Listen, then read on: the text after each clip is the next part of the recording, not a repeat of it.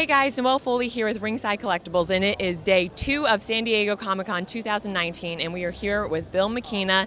And how is Comic-Con going so far, and what has the reaction been to all the figures? It's been amazing. I think we showed more this week than we've ever shown at any Comic-Con, and I've been blown away by the reaction online and from people that have come up to me at the show, going like, we can't wait to buy all this stuff. You're hurting our wallets, but we love it. I mean, that's the feedback like that. That's what you do your job every year for. So, thankfully, people seem to like what we showed again. So, it's good. And now we have some fan questions from Ringside Collectibles. The first one: what's going on with retros?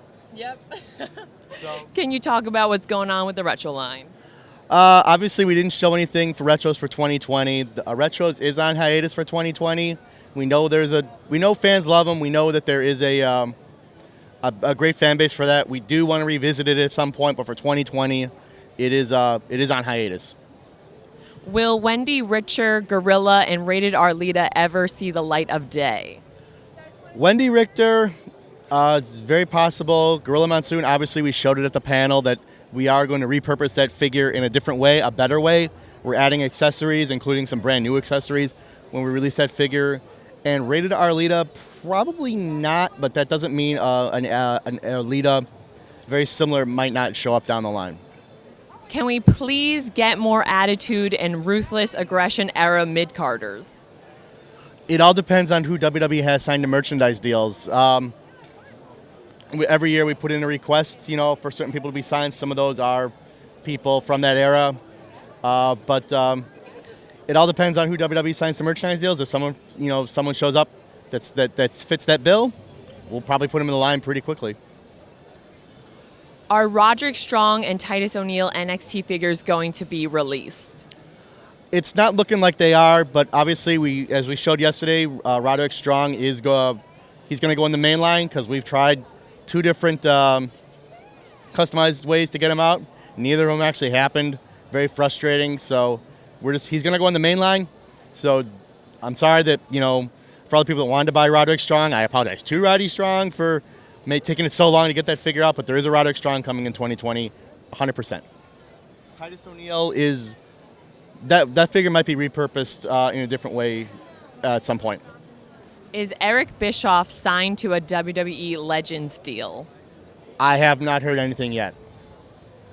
Not yet, but possible. He might.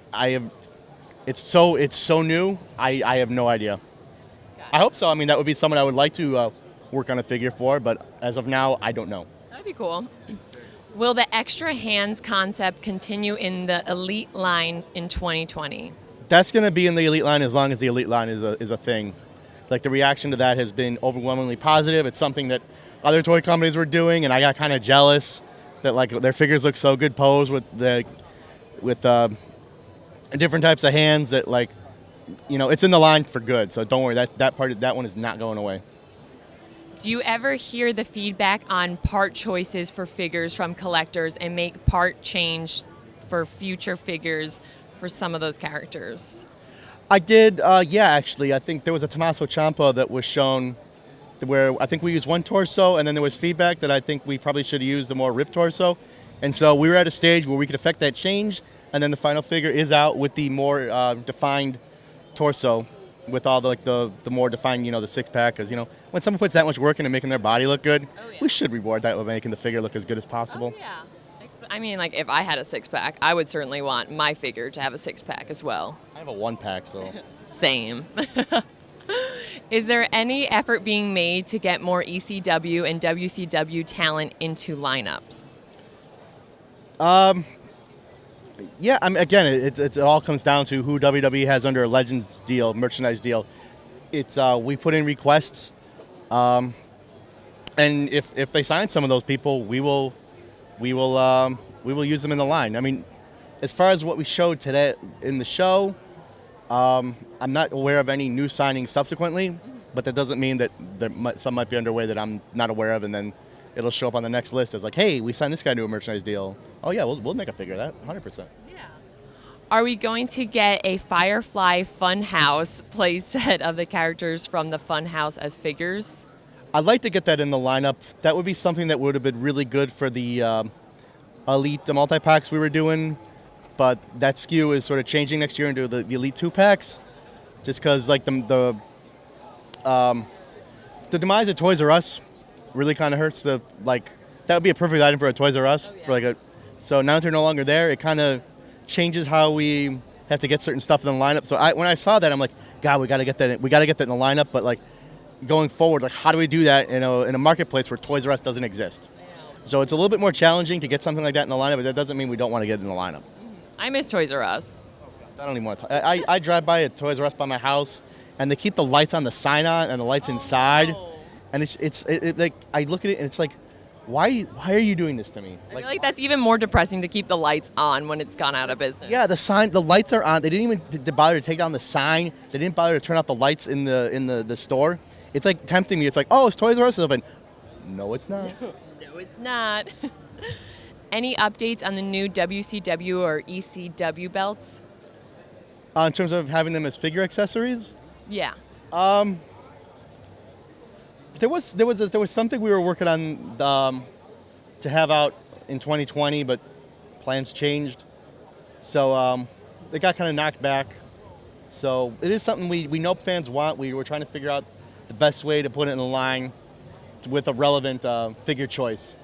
So if something becomes available, we're like, there's a new ECW talent sign that's new and relevant and would work as a figure, and somehow we can get like an ECW television title or an ECW tag title to include with that figure, then that will be the accessory for that figure.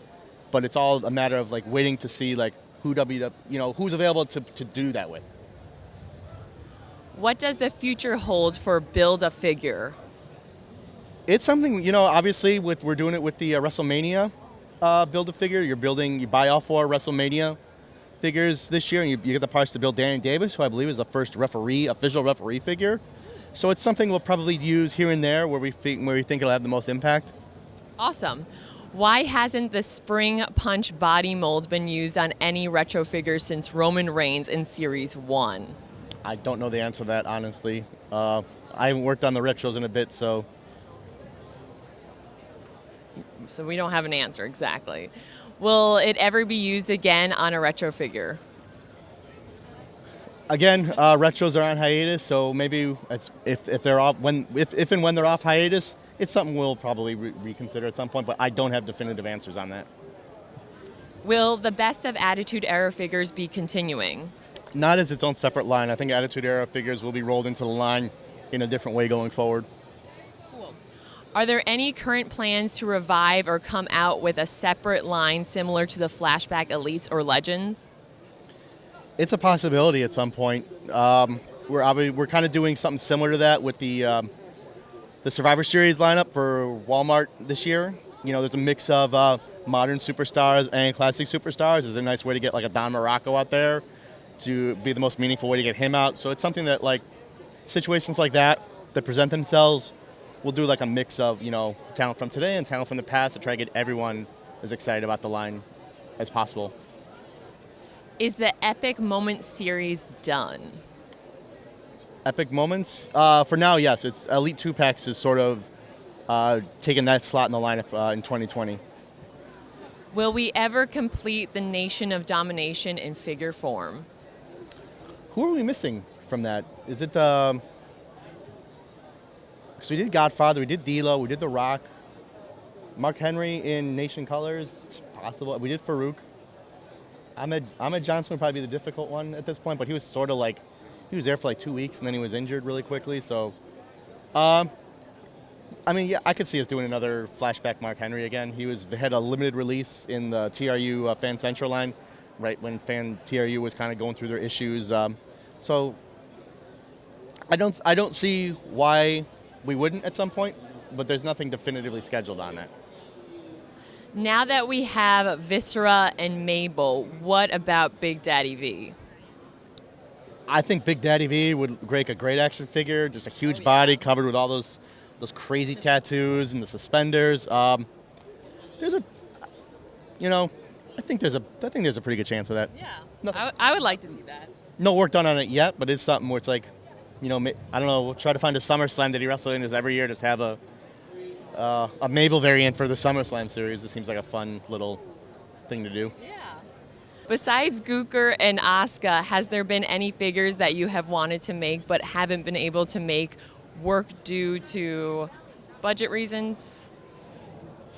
I'm sure there has. Nothing is popping off the top of my head. A lot of times when we try to figure out other ways to do stuff, like when we had the Finn Balor in the London Demon outfit for Elite 70, I believe that it's in. We knew that figure would be more expensive to produce than others in the wave, so you got to find a way to balance that with a figure that takes less money to produce in the wave, but also is 100% accurate and a satisfying purchase, which is not always easy because you don't want to get someone to like look at something and go like, I'm paying, $20 retail for this, and I really get my money's worth out of it. You never want to do it. You don't want to betray the customer like that. So it's a balancing act on stuff like that. To like try to like, how do you get a more expensive figure in a lineup than like the Target, but that's why I try to balance it. So I don't know if I fully answered that question in terms of a concrete example, but I guess what I'm trying to say is, if there is something that's more expensive to produce that would cause budget concerns, we do try to find ways to to sort of detour around that and get in the line anyways. Why did the Ultimate Edition Brett come with silver glasses instead of pink? I don't know, to be honest with you. I think the foil, the actual foil, was supposed to be pink, but I don't know what happened at the factory, and I don't want to say one way or another if it was an error or something. I just don't know. But the request was for like a pink tint to him.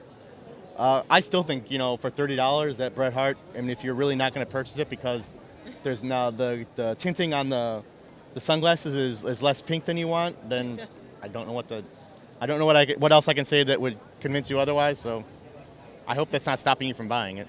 Hopefully not. Hopefully not. Which Flashbacks Legends sold better than anticipated? Gosh, that's a hard question to say because I don't know the exact sales data in terms of the ones that people reacted to. Like, I know he was. The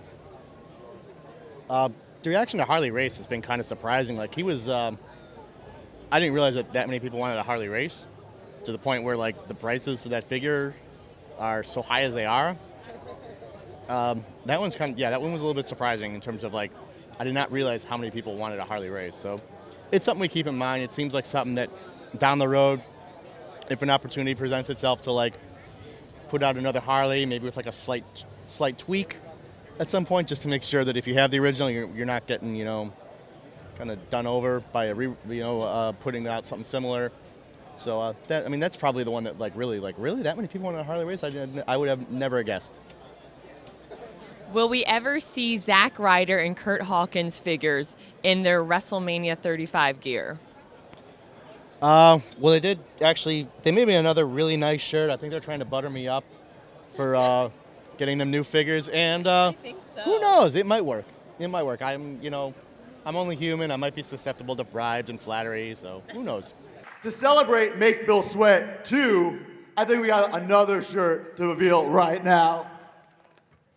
So let's hear it. Make Bill sweat. Make Bill sweat. Do you think Zack Ryder and Curt Hawkins would be elite or basic? Well, the Iron is the elite squad, so it does seem appropriate that if we were to do those figures, they would be, it makes sense to do it elite. Yeah, it would definitely make sense if. The Elite 69 Tommaso Ciampa has a package variant. Was that planned or an early running change? That was an early running change. Has anyone new recently signed a Legends deal? If so, can you say who? Yes, China. We revealed that yesterday. China is officially under a deal, and we're already, as you can tell from the panel yesterday, we're already hard at work on China. So that's by far the biggest new name this year. Also, Hurricane. Now that he's under a WWE employee, he's under a merchandise deal. There might be a few others. I get back to the office on Monday, find out there's more. Obviously they'll go in the line at some point. I honestly feel like the China doll the China figure got the biggest pop yesterday. That's why we saved it for last. You always want to save the best for last. So that's why we made sure the China was the last thing people saw coming out of that I was excited about presentation. I'm excited to work on it, to be honest. Yeah. And China.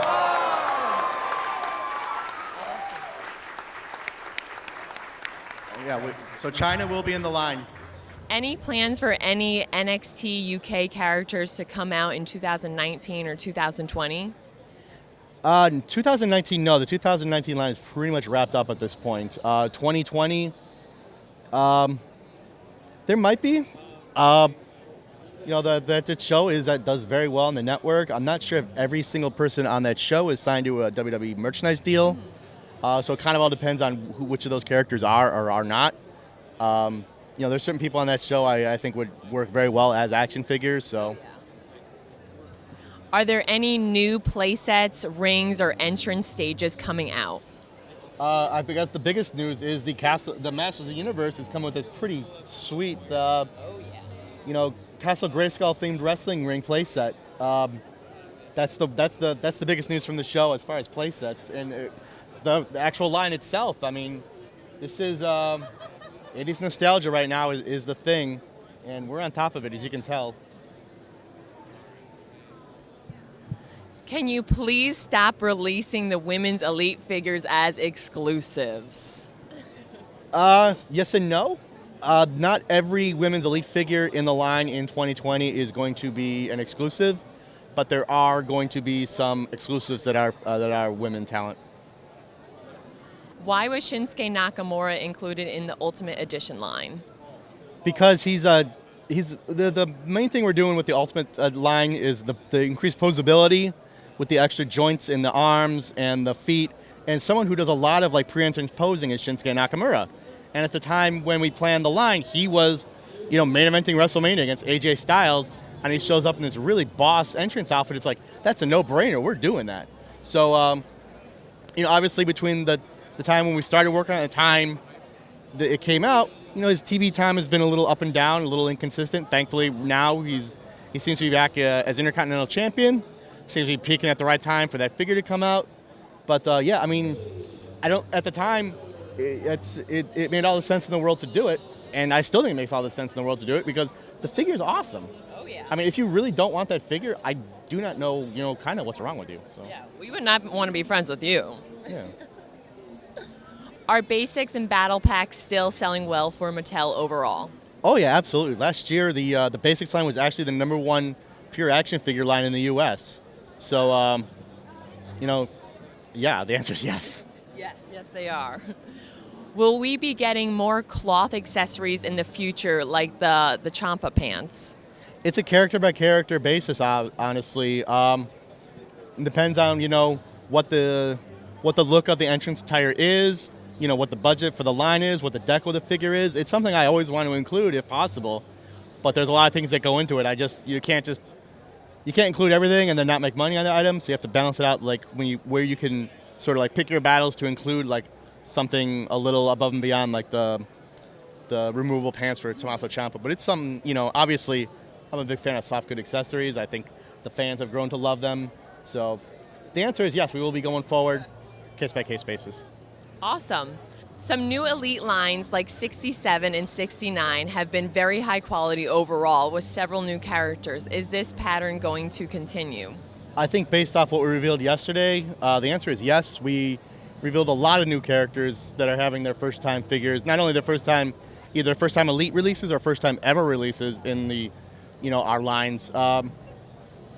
We always try to make a lineup that appeals to the broadest spectrum of people as possible. The people that only buy the main eventers, the people that only buy flashback characters, the people that only buy women talent, the only people that buy deep on one character. So we want to try to have something for everyone in every way. And the fact that people seem to think this year in particular has been especially strong in that regard, that's good to hear. I think that means that we're this brand is 10 years old. That most action figures do not last this long.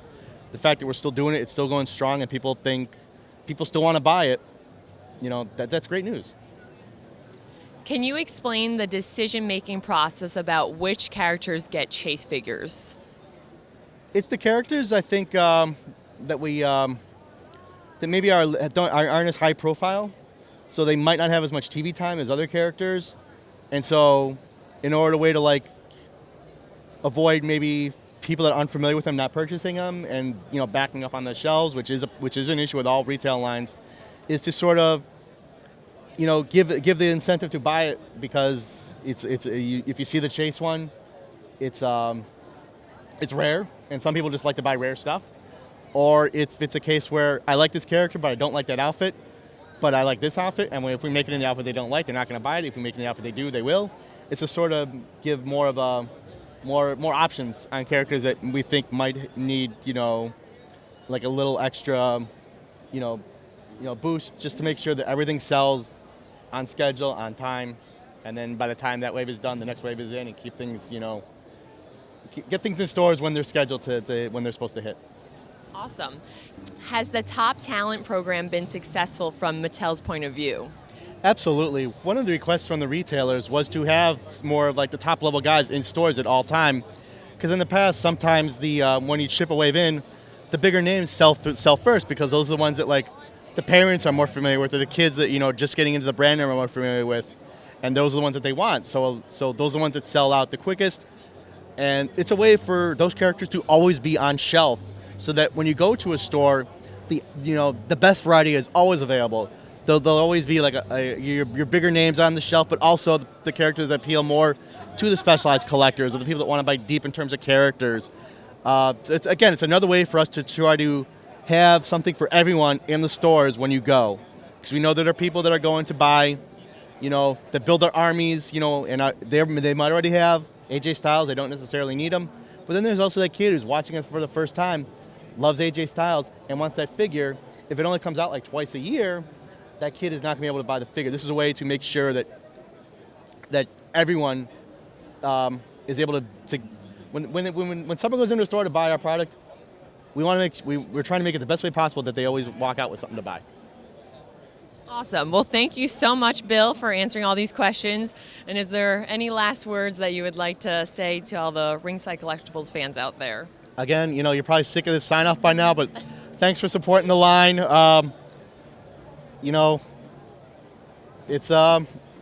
I'm very lucky to get to do what I do, and I'm glad people like the results. I think what we're showing this year, not only in terms of physical product, but in terms of like what we are working on, it's some of the most exciting stuff we've come out in a long time. The quality of the figures is just getting better and better. The new True FX face art is such a breakthrough, and just thanks for spending your money on Mattel WWE product. Thanks, Bill, and stay tuned for more San Diego Comic-Con 2019 coverage from Ringside Collectibles.